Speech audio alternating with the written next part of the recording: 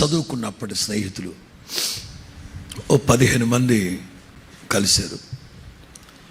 అందరూ మంచి మాట్లాడుకుంటున్నప్పుడు కొంతమంది మంచి షూటు, బూటు, టక్కు, టై, హ్యాటు, ఒక్కోడైతే బ్రాస్లెట్లు, మెడలో చాంతాళ్ళు కాదు,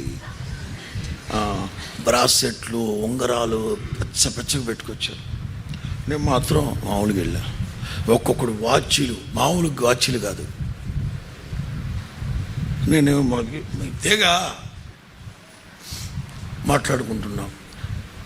నాకు అత్యంత ప్రాణ స్నేహితులైన ఇద్దరు, ఏమిట్రా అందరం కలుసుకుందామని చెప్పాం కదా, ఒక మంచి బట్టలు వేసుకోవచ్చుగా, ఒక మంచి వాచ్ కానీ ఏదన్నా గేమ్ పర్లేదు.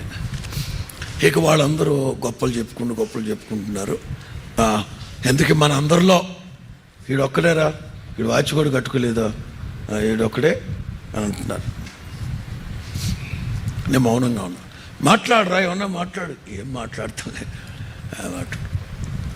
బయలుదేరదాం అంటే వాళ్ళందరూ, నా స్నేహితులు అందరూ వచ్చి ప్రార్థన చేయించుకొని తలా ఒక 1000 రూపాయలు 2000 ఇస్తే కారు ఎక్కబోయి మళ్ళీ వచ్చి,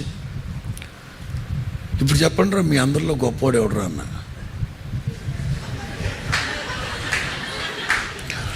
మీరందరూ నా దగ్గరకు వచ్చి తలదించి, మీ అందరిలో గొప్పవాడు ఎవడరా. 2, ఒక 70 ఏళ్ల ముసలమ్మ వచ్చి అందరూ ఉంటే నా దగ్గరకు వచ్చి, ప్రార్థన చేయి బాబా, చెప్పండి రా, నువ్వు బ్రాస్లెట్ వేసావు, 8 ఉంగరాలు పెట్టావు, ఆమె నీ దగ్గరకు వచ్చి ప్రార్థన చేయించుకోలేదుగా. నేను సాదాసీదా బట్టలు వేసుకున్నా. ఆవిడ సంగతి వదిలిపెట్టరా. ఇప్పుడు మీరు 15 మంది నా దగ్గర ప్రార్థన చేయించుకొని నాకు కానుక చెల్లారంటే మీ అందరికంటే నేను బహుఘనుడు.